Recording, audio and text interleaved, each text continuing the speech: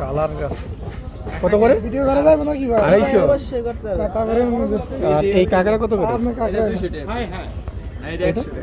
ভালোতে আসেন ভালো সেল চিংড়ি, আচ্ছা ইলিশ দেখান তো। ফটো নেই আমরা ফটো নেই আমরা ইলিশ দেখান তো মিডিয়াম সাইজের। মানে সম্পূর্ণ মানে খাওয়া হলে তো দাঁড়ান আমরা আগে দেখি নিই।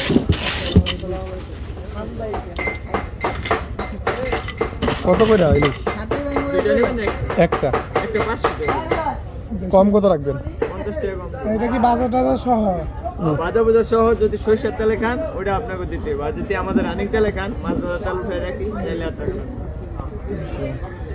মানে আলটা নিলে আচ্ছা বিল লাগবে। সরিষার তেল দিয়ে ভাইজা দিবেন, কত নেবেন একটা? 550 টাকা।